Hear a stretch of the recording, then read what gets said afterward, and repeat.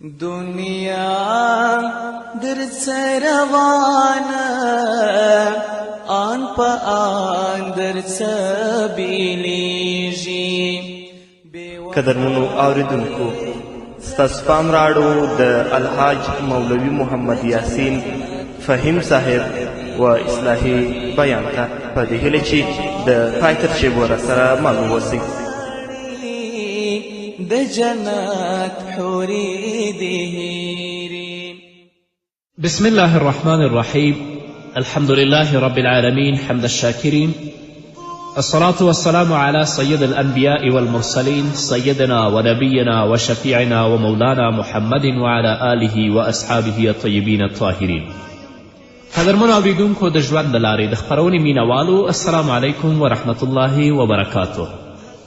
ستاسو روغتیا او خوشحالي د پاک رب نه غواړم په دې هیله چې د صحت او عافیت جامې په تن ولرئ او خوشحالي مو په برخه وي.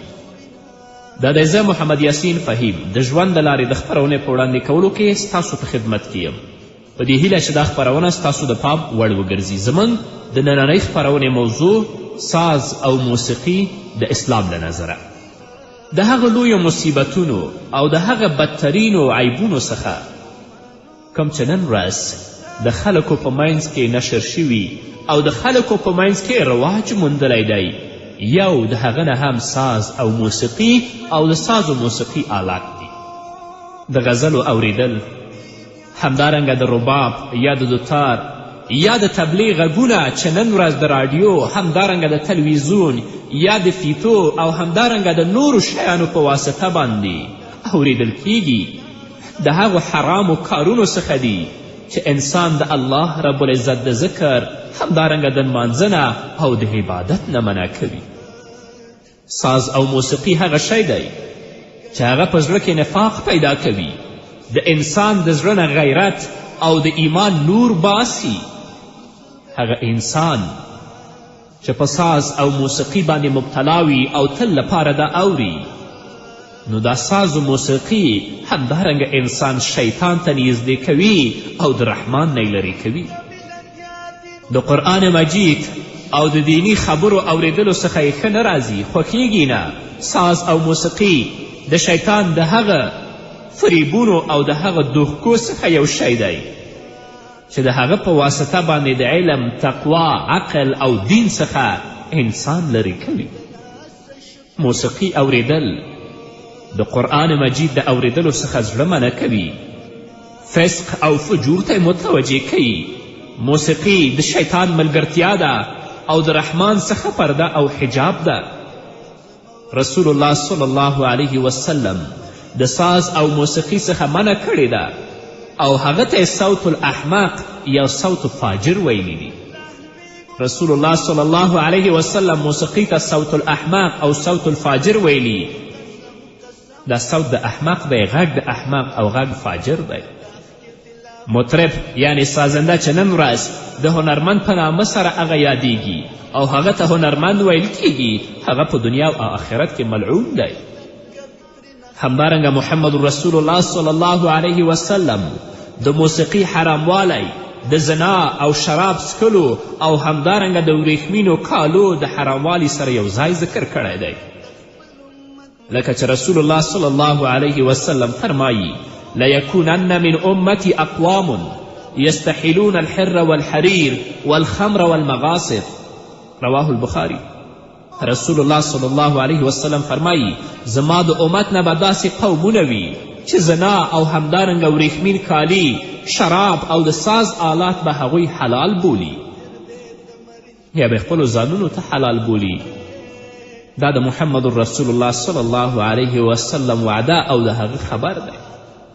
خو نن ورځ داسې ګمراهان هم شته دی چې هغوی د الله د دین نه غافله دي، موسیقي ته د زړه روح وایي چې دا د زړه غذا ده. او ځینې داسې ګمراهان هم شته دی چې هغوی د موسیقي په حل او په حلالوالي باندې کتابونه هم لیکلي دي.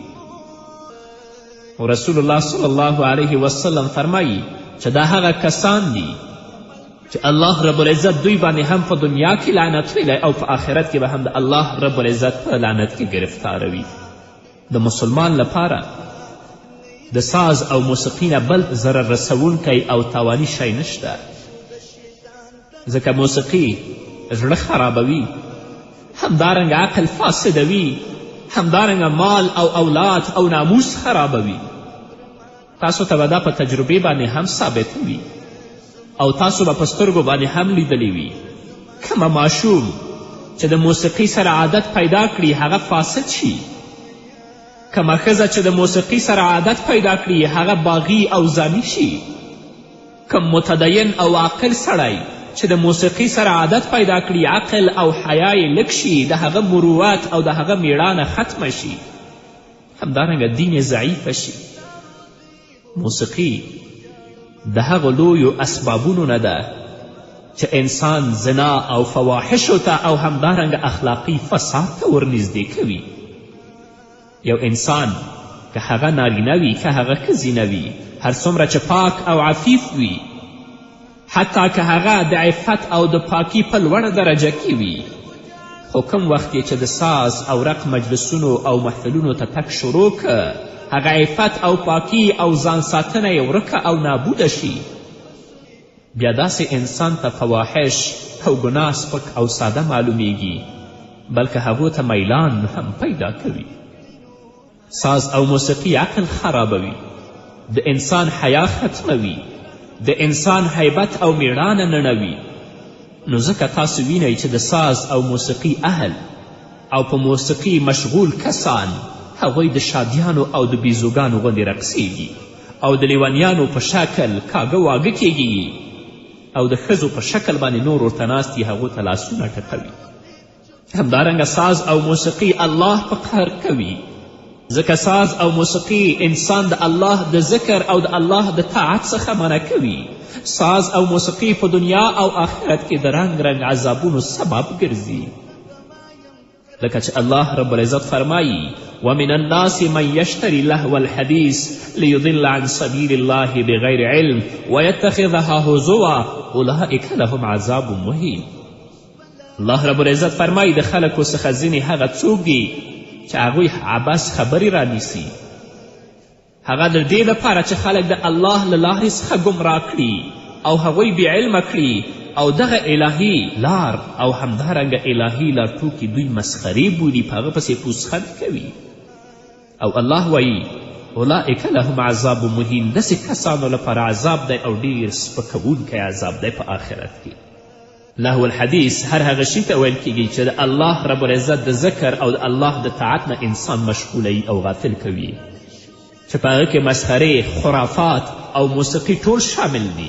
اصحاب کرامو هم د لهو الحدیث ترجمه په ساز او موسیقي سره کړې ده.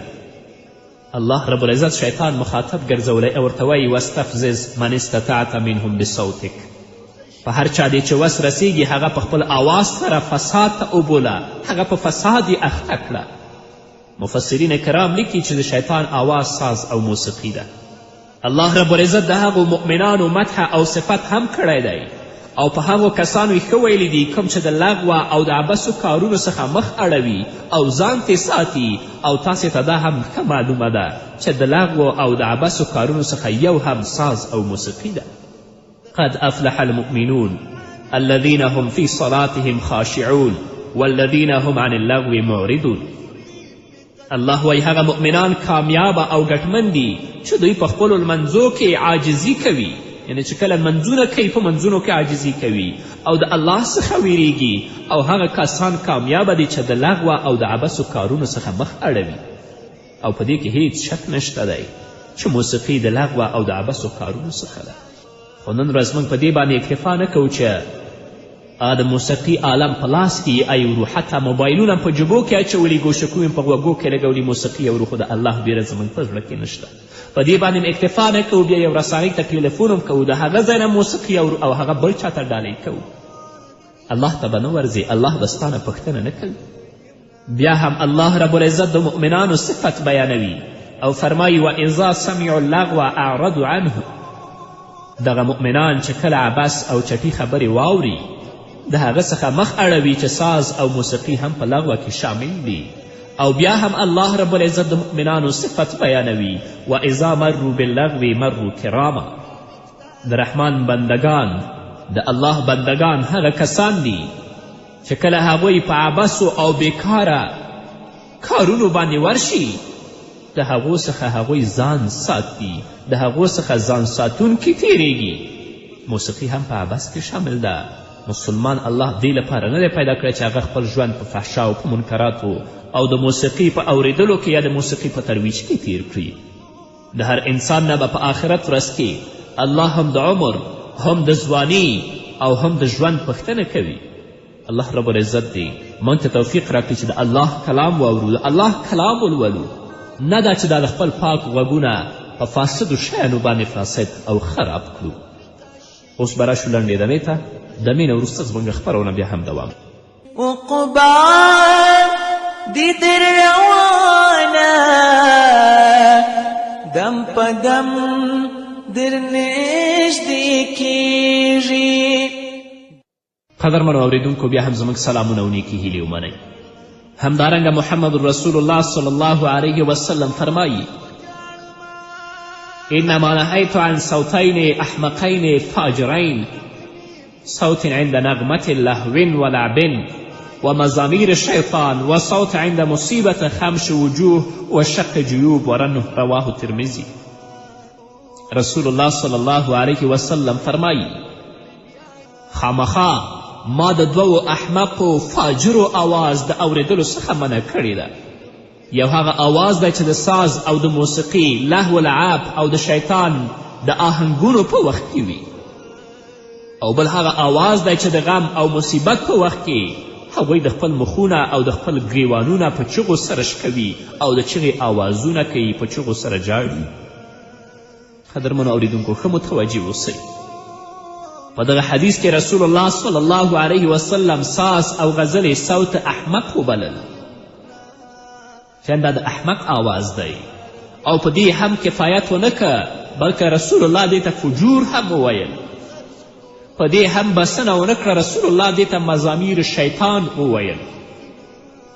نو څرنګه به یو مسلمان هغه شی جایز او روا بولي چې د هغه څخه محمد رسول الله صلی الله علیه وسلم منع کړي وي، او هغه ته رسول الله صلی الله علیه وسلم احمق او فاجر آواز ویلی وي، او حتی هغه ته مزامیر شیطان ویلی وي، د شیطان آواز یې ورته ویلی وي.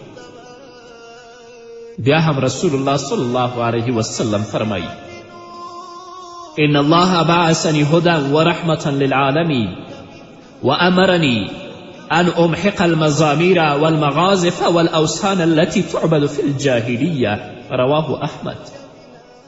رسول الله صلی الله علیه وسلم فرمایي چې زه الله رب العزت د ټول عالم دپاره رحمت او همدارنګه هدایت او لارښوونکی لیږلی یم، او الله ما ته امر کړی دی چې زه د موسیقي آلات او هغه بتان چې په جاهلیت کې عبادت کېده هغه محو او نیز نابود کړم. د سازندهو دپاره دغه ذلت کافي دی چې زموږ په وطن کې ډم او دلاک ورته ویل کیږي، او په عربي ژبه کې هغه ته مخنث یعنی نرخزی ورته ویل کیږي. که څه هم نن ورځ د فسق او فجور د ناپوهي او تاریکي په محافلو کې هغه د هنرمند په نوم باندې یادیږي، خو په حقیقت کې داسې انسان ډم او مخنث دی، نرخزی دی. د بني امیه ځینې آمرانو به خپل قوم ته دا ویل چې ای د بني امیه قومه خپل ځانونه د ساز او موسیقي څخه وساتئ، ځکه موسیقي حیا لږوي، میړانه ختموي، شهوت زیاتوي، او موسیقي د شرابو وظیفه اجرا کوي. موسیقي اوریدل په انسان باندې هغه کارونه کوي چې شراب او نشه یې په انسان باندې کوي. او بیا که بیا هم خامخا تاسې دغه کار کوه نو خپلې ښځې د موسیقي او د محفلو او مجلسو څخه ساتئ. نن ورځ خو هوټلونو ته ځان سره ښځې هم روانې کړي، او هلته ځینې ډمان چې د شیطان آوازونه پورته کوي هغه لعنتي لباس د ښځو هم اغوستي او هغو ته ناست دي. ته ښځه به د الله په حضور کې نه درېږې، الله به تا نه پوښتنه نه کوي. په دې کې هیڅ شک نشته چې هر عزتمند او د شرف خاوند انسان لکه څرنګه چې خپل اهل او کورنۍ د شک او اشتباه د کار څخه منع کوي، دغه رنګ خپل اهل د ساز او د آواز اوریدلو څخه منع کوي، ځکه ښځه ډیر زر د آواز تاثیر لاندې کیږي.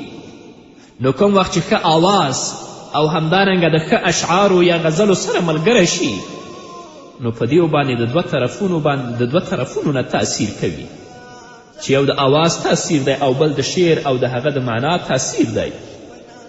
څومره پاکې ښځې څومره عفیفې ښځې د موسیقي په واسطه باغي شوې، څومره پاک انسانان او عفیف انسانان د موسیقي په واسطه هغوی ګمراه شول، په هلاکت کې وغورځېدل.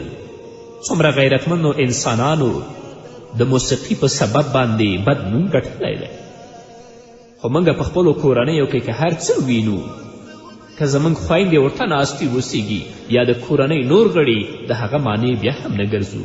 د چا په لاس کې ټیپ او د چا په لاس کې موبایل او څوک تلویزیون ته ناست، هغه فاسد اوازونه د فاسدو خلکو نه اوري او د هغه نه خوند اخلي او هیڅکله موږ د دې معنی هم نشو. نو د الله بندگانو د الله د عذاب څخه ځانونه وساتئ، خپل ځانونه او خپلې کورنۍ د دغه بدو فتنو څخه پاک او لرې کړئ. خپلې ژبې، خپل غوږونه، خپلې سترګې، خپل فکرونه، خپلې ښځې او اولادونه د فتنو او د ټولو محرماتو څخه وساتئ، ځکه دوی ستاسې په غاړه کې امانت دي. نو په امانت کې د خیانت کولو څخه پرهیز وکړئ او دغه کار د الله په طاعت او عبادت، همدارنګه په تقوا او پرهیزګاري کې سرته ورسوئ. همدارنګه کوشش وکړئ چې خپل اهل و اولاد ته اسلامي تعلیم ورکړئ چې د فتنو څخه خلاص شي، ځکه تاسې د الله رب العزت په حضور کې د دغو مسئول یاست او د هغو پوښتنه به الله ستاسو نه کوي، لکه چې محمد رسول الله فرمایي کلکم راع و کلکم مسئول عن رعیته. رسول الله وایي تاسې هر یو چوپان یا د یو چا پالونکي او تربیه کوونکي یاست او ستاسې د هر یوه څخه دغه خپل رعیت پوښتنه کیږي.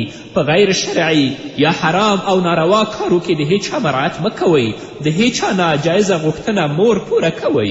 رسول الله فرمایي لا طاعت للمخلوق فی معصیة الخالق، یعنی په هر هغه کار کې چې د خالق نافرمانی وي په هغه کار کې د مخلوق اطاعت نه کیږي. او بل دا چې د قرآن مجید محبت او د موسیقي محبت هیڅکله د یو انسان په زړه کې نشي یوځای کیدلی.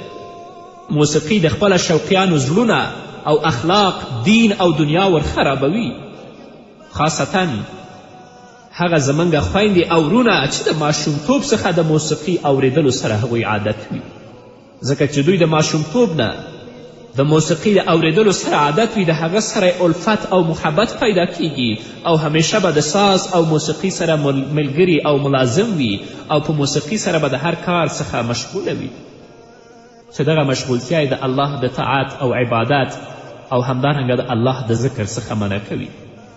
بې له شکه قدرمنو اوریدونکو چې ساز او موسیقي پر زړه او په ایمان داسې تاثیر لري لکه زهر چې پر جسم او په بدن باندې تاثیر لري.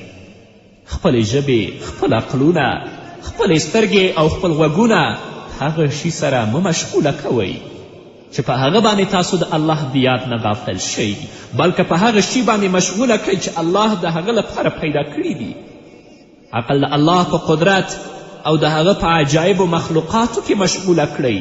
ژبه د الله په ذکر کې مشغوله کړئ، لکه چې الله فرمایي الله بذکر الله تطمئن القلوب. خبر اوسئ او واورئ چې د الله په ذکر سره زړونه مطمئن کیږي، راحت او آرام پیدا کوي. نو خپلې ژبې د شپې او ورځې په پټه او ښکاره په تحلیل او په تکبیر، همدارنګه په تسبیح او استغفار سره مشغوله کړئ. غوږونه د قرآن مجید او وعظ او دینی او اسلامی درسو په اوریدلو سره مشغوله کړئ. سترګې د تفسیر، احادیثو او نورو فقهي کتابونو په مطالعه کې مشغوله کړئ، ځکه د دغه ټولو حواسو څخه د خپل عمل او وظیفې پوښتنه کیږي. په غفلت او په ګناهونو دوی ته عذاب ورکول کیږي، لکه چې الله فرمایي ان السمع والبصر والفؤاد كل اولئک کان عنه مسئولا. بې له شکه غوږ او سترګه او زړه هر یو د دغه دریو څخه به په قیامت کې پوښتنه کیږي چې تا ولې په دنیا کې ګناه کول. بې له شکه چې دغه اندامونه او حواس به د قیامت په ورځ پر خپلو خاوندانو شاهدي ادا کوي، لکه چې الله فرمایي یوم تشهد علیهم السنتهم و ایدیهم و ارجلهم بما کانوا یعملون. په هغه ورځ چې شاهدي ادا کوي پر دوی د دوی ژبې او د دوی لاسونه او د دوی پښې دوی به په هغه افعالو او اقوالو شاهدي ادا کوي چې دوی په دنیا کې کول. همدارنګه الله رب العزت فرمایي الیوم نختم علی افواههم وتکلمنا ایدیهم وتشهد ارجلهم بما کانوا یکسبون. الله وایي نن ورځ به د دوی په خلو مهر ووهو، خلو به د خبرو کولو څخه بنده شي، او الله وایي موږ سره به د دوی لاسونه خبرې وکړي او د دوی پښې به په هغه کارو شاهدي ادا کړي چې دوی په دنیا کې کول، چې دا د قیامت ورځ ده. د خپل ځان سره قدرمنو اوریدونکو حساب وکړئ. د مخکینیو ګناهګارانو په عاقبت او د هغوی په عذاب سره تاسو عبرت واخلئ. نیکبخته هغه څوک دی چې په بل سره عبرت واخلي. د حضرت نوح علیه السلام قوم سره څه وشول؟ د حضرت لوط علیه السلام د قوم سره څه وشول؟ د عادیانو او سمودیانو سره څه وشول؟ د فرعون او د هغه قوم سره څه وشول؟ حق په دې سبب سره مه پرېږدئ چې د حق په لار تلونکي لږ دي او په باطلو کارو په دې سبب مخه ته وځئ چې کوونکي یې ډیر دي. هر څوک به د خپل عمل حساب ورکوي او الله به ترې پوښتنه کوي وان تطع اکثر من فی الارض یضلوک عن سبیل الله ان یتبعون الا الظن وان هم الا یخرصون. که ته د هغه ډیرو کسانو چې په ځمکه کې دي یا په ځمکه اوسیږي متابعت وکړې چې هغه کفار او جاهلان دي، ته به د الله د لارې څخه واوړي. نو دوی پیروي نه کوي مګر د ګمان، او نه دي دوی مګر دا چې په الله پورې دروغ تړي. قدرمنو اوریدونکو، الله رب العزت دې موږ ته د نیکو اعمالو توفیق راکړي. په هغه لار دې موږ روان کړي چې په هغه باندې الله زموږ نه خوشحالیږي. نو دا به زموږ نننۍ خپرونه چې ستاسو درانه حضور ته وړاندې شوه. تر بلې خپرونې پورې تاسو ټول په پاک رب سپارم. پاتې ژوند او پاتې ورځم نیکمرغه. الله دنیا درڅه روانه آن په آن درڅه بیلیږي. بے وفا دی زړګی واړي د جنت حوري دی هیري. غفلت کلا بدایه د دوزخ لمبی دی هیري. غفلت کلا بدایه د دوزخ لمبی دی هیري. دنیا درڅه روانه آن په آن درڅه بیلیږي. بے وفا دی زړګی واړي د جنت حوري دی. موسیقي د شیطان ملګرتیا ده او د رحمان څخه پرده او حجاب ده. رسول الله صلی الله علیه وسلم د ساز او موسیقي څخه منع کړې ده او هغه ته صوت الاحماق یا صوت فاجر ویلی دي. رسول الله صلی الله علیه وسلم موسیقي ته صوت الاحماق او صوت الفاجر ویلی. دا صوت د احماق دی، غږ د احماق او غږ فاجر دی. مطرب یعنی سازنده چې نن ورځ د هنرمند په نامه سره هغه یادیږي او هغه ته هنرمند ویل کیږي، هغه په دنیا او آخرت کې ملعون دی. همدارنګه محمد رسول الله صلی الله علیه وسلم د موسیقي حراموالی، د زنا او شراب څکلو او همدارنګه د وریښمینو کالو د حراموالي سره یو ځای ذکر کړی دی. لکه چې رسول الله صلی الله علیه وسلم فرمایي لیکونن من امتی اقوام یستحلون الحر والحریر والخمر والمغاصب. رواه البخاری. رسول الله صلی الله علیه وسلم فرمایي زما د امت نه به داسې قومونه وي چې زنا او همدارنګه وریښمین کالي، شراب او د ساز آلات به هغوی حلال بولي یا به خپلو ځانونو ته حلال بولي. دا د محمد رسول الله صلی الله علیه وسلم وعده او د هغه خبر دی. خو نن ورځ داسې ګمراهان هم شته دی چې هغوی د الله د دین نه غافله دي. موسیقي ته د زړه روح وایي چې دا د زړه غذا ده. او ځینې داسې ګمراهان هم شته دی چې هغوی د موسیقي په حل او په حلالوالي باندې کتابونه هم لیکلي دي. رسول الله صلی الله علیه وسلم فرمایي چې دا هغه کسان دي چې الله رب العزت دوی باندې هم په دنیا کې لعنت ویلی او په آخرت کې به هم د الله رب العزت په لعنت کې گرفتاروي. د مسلمان لپاره د ساز او موسیقي نه بل ضرر رسونکی او تاواني شی نشته، ځکه موسیقي زړه خرابوي، همدارنګه عقل فاسدوي، همدارنګه مال او اولاد او ناموس خرابوي. تاسو ته به دا په تجربې باندې هم ثابت وي او تاسو به په سترګو باندې هم لیدلی وي. کومه ماشوم چې د موسیقي سره عادت پیدا کړي هغه فاسد شي، کومه ښځه چې د موسیقي سره عادت پیدا کړي هغه باغي او زانی شي، کوم متدین او عاقل سړی چې د موسیقي سره عادت پیدا کړي عقل او حیا یې لږ شي، د هغه مروت او د هغه میړانه ختمه شي، همدارنګه دین یې ضعیفه شي. موسیقي د هغو لویو اسبابونو نه ده چې انسان زنا او فواحشو ته او همدارنګه اخلاقی فساد ته ورني. دنیا درڅه روانه آن په آن درڅه بیلیږي. قدرمنو اوریدونکو، ستاسو پام راړو د الحاج مولوي محمد یاسین فهیم صاحب و اصلاحي بیان ته، په دې هیله چې د پای تر شیبو راسره مل واوسئ. د جنت حورې دې هیرې. بسم الله الرحمن الرحيم. الحمد لله رب العالمين حمد الشاكرين، الصلاة والسلام على سيد الأنبياء والمرسلين سيدنا ونبينا وشفيعنا ومولانا محمد وعلى آله وأصحابه الطيبين الطاهرين. قدرمنو اوریدونکو د ژوند د لارې د خپرونې مینوالو، السلام علیکم ورحمت الله وبرکاته. ستاسو روغتیا او خوشحالي د پاک رب نه غواړم، په دې هیله چې د صحت او عافیت جامې په تن ولرئ او خوشحالي مو په برخه وي.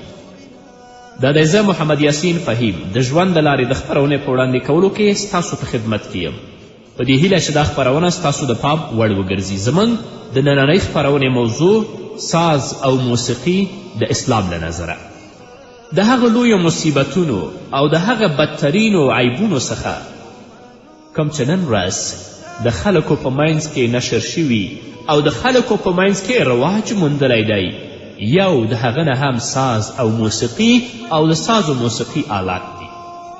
د غزلو اوریدل، همدارنګه د رباب یا د دوتار یا د تبلیغ غږونه چې نن ورځ د راډیو، همدارنګه د تلویزیون یا د فیتو او همدارنګه د نورو شیانو په واسطه باندې اوریدل کیږي، د هغو حرامو کارونو څخه دي چې انسان د الله رب العزت د ذکر، همدارنګه د لمانځنه او د عبادت نه منع کوي.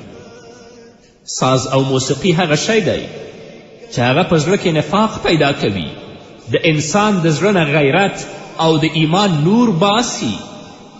هغه انسان چې په ساز او موسیقي باندې مبتلا وي او تل لپاره دا اوري، نو دا ساز و موسیقي همدارنګه انسان شیطان ته نږدې کوي او د رحمان نه یې لرې کوي. د قرآن مجید او د دینی خبرو اوریدلو څخه یې ښه نه راځي، خوښیږي نه. ساز او موسیقي د شیطان د هغه فریبونو او د هغه دوښکو څخه یو شی دی چې د هغه په واسطه باندې د علم، تقوا، عقل او دین څخه انسان لرې کوي. موسیقي اوریدل د قرآن مجید د اوریدلو څخه زړه منع کوي، فسق او فجور ته متوجه کوي. موردون الله وایي هغه مؤمنان کامیابه او ګټمن دي چې دوی په خپلو لمنځو کې عاجزي کوي، یعنی چې کله لمنځونه کوي په منځونو کې عاجزي کوي او د الله څخه ویریږي، او هغه کسان کامیابه دي چې د لغوه او د عبثو کارونو څخه مخ اړوي.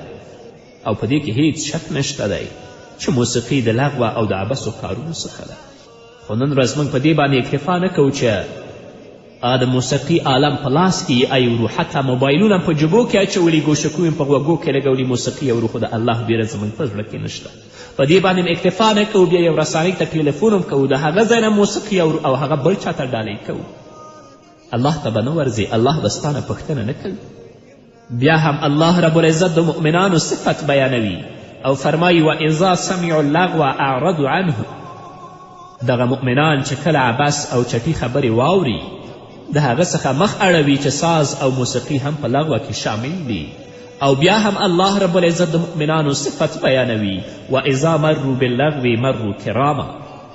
د رحمان بندگان، د الله بندگان هغه کسان دي چې کله هغوی په عبثو او بیکاره کارونو باندې ورشي د هغو څخه هغوی ځان ساتي، د هغو څخه ځان ساتونکي تیریږي. موسیقي هم په عبث کې شامل ده. مسلمان الله دې لپاره نه دی پیدا کړی چې هغه خپل ژوند په فحشا او په منکراتو او د موسیقي په اوریدلو کې یا د موسیقي په ترویج کې تیر کړي. د هر انسان نه به په آخرت ورځ کې الله هم د عمر، هم د ځواني او هم د ژوند پوښتنه کوي. الله رب العزت دی موږ ته توفیق راکړي چې د الله کلام واورو، د الله کلام ولولو، نه دا چې دا د خپل پاک غوږونه په فاسدو شیانو باندې فاسد او خراب کړو. اوس به راشو لنډې دمې ته. دمې نه وروسته زموږ خپرونه بیا هم دوام. عقبا دي در روانه دم په دم در نږدې کېږي. قدرمنو اوریدونکو بیا هم زموږ سلامونه او نیکې هیلې ومنئ. همدارنګه محمد رسول الله صلی الله علیه وسلم فرمایي انما نهیت عن صوتین احمقین فاجرین، صوت عند نغمة لهو ولعب ومزامير الشيطان وصوت عند مصيبة خمش وجوه وشق جيوب ورنه. رواه الترمذي. رسول الله صلی الله علیه وسلم فرمایي خامخا ما د دوو احمقو فاجرو آواز د اوریدلو څخه منع کړې ده. یو هغه آواز دی چې د ساز او د موسیقي، لهو لعب او د شیطان د آهنګونو په وخت کې وي، او بل هغه نږدې کوي. یو انسان که هغه نارینه وي که هغه ښځینه وي، هر څومره چې پاک او عفیف وي، حتی که هغه د عفت او د پاکی په لوړه درجه کې وي، خو کوم وخت چې د ساز او رق مجلسونو او محفلونو ته تک شروع که، هغه عفت او پاکی او ځان ساتنه یې ورکه او نابوده شي، بیا داسې انسان ته فواحش او ګناه سپک او ساده معلومیږي، بلکې هغو ته میلان هم پیدا کوي. ساز او موسیقي عقل خرابوي، د انسان حیا ختموي، د انسان حیبت او میړانه نړوي. نو ځکه تاسو وینئ چې د ساز او موسیقي اهل او په موسیقي مشغول کسان هغوی د شادیانو او د بیزوګانو غوندې رقصیږي او د لیونیانو په شکل کاږه واږه کیږي او د ښځو په شکل باندې نور ورته ناست دي، هغو ته لاسونه ټکوي. همدارنګه ساز او موسیقي الله په قهر کوي، ځکه ساز او موسیقي انسان د الله د ذکر او د الله د طاعت څخه منع کوي. ساز او موسیقي په دنیا او آخرت کې د رنګ رنګ عذابونو سبب ګرځي. لکه چې الله رب العزت فرمایي ومن الناس من یشتری لهو الحدیث لیضل عن سبیل الله بغیر علم ویتخذها هزوا اولئک لهم عذاب مهین. الله رب العزت فرمایي د خلکو څخه ځینې هغه څوک دي چې هغوی عبث خبرې رانیسي، هغه د دې لپاره چې خلک د الله له لارې څخه ګمراه کړي او هغوی بې علمه کړي او دغه الهي لار او همدارنګه الهي لارټوکي دوی مسخرې بولي، په هغه پسې پوسخند کوي. او الله وایي اولئک لهم عذاب مهین، داسې کسانو لپاره عذاب دی او ډیر سپکوونکی عذاب دی په آخرت کې. لهو الحدیث هر هغه شي ته ویل کیږي چې د الله رب العزت د ذکر او د الله د طاعت نه انسان مشغولوي او غافل کوي، چې په هغه کې مسخرې، خرافات او موسیقي ټول شامل دي. اصحاب کرامو هم د لهو الحدیث ترجمه په ساز او موسیقي سره کړې ده. الله رب العزت شیطان مخاطب ګرځولی او ورته وایي واستفزز من استطعت منهم بصوتک، په هر چا دی چې وس رسیږي هغه په خپل آواز سره فساد ته وبوله، هغه په فساد یې اخته کړه. مفسرین کرام لیکي چې د شیطان آواز ساز او موسیقي ده.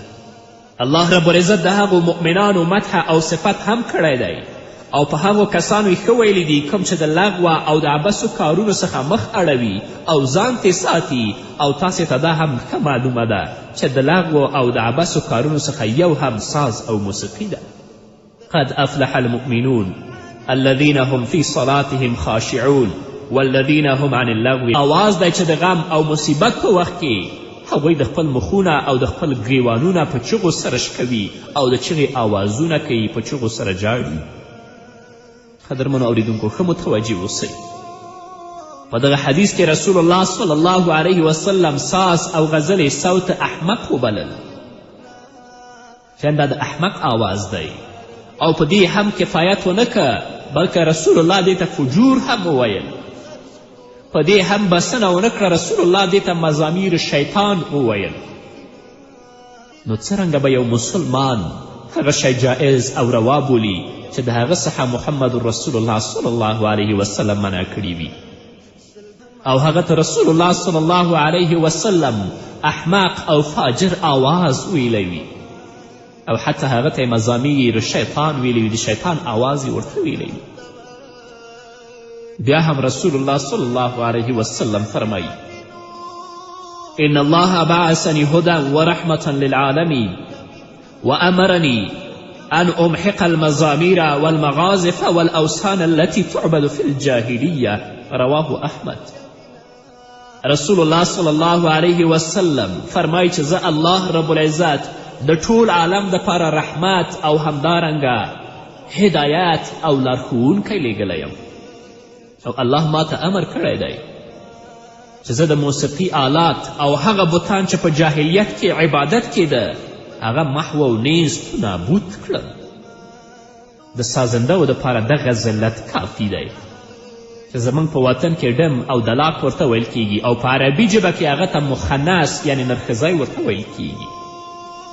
که څه هم نن ورځ د فسق او فجور د ناپوهي او تاریکي په محافلو کې هغه د هنرمند په نوم باندې یادیږي، خو په حقیقت کې داسې انسان ډم او مخنث دی، نرخزی دی.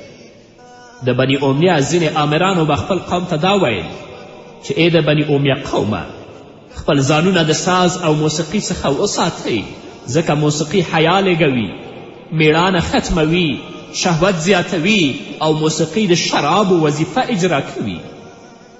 موسیقي اوریدل په انسان باندې هغه کارونه کوي چې شراب او نشه یې په انسان باندې کوي. او بیا که بیا هم خامخا تاسې دغه کار کوه نو خپلې ښځې د موسیقي او د محفلو او مجلسو څخه ساتئ. نن ورځ خو هوټلونو ته ځان سره ښځې هم روانې کړي، او هلته ځینې ډمان چې د شیطان آوازونه پورته کوي، هغه لعنتي لباس د ښځو هم اغوستي او هغو ته ناست دي. ته ښځه به د الله په حضور کې نه درېږې، الله به تا نه پوښتنه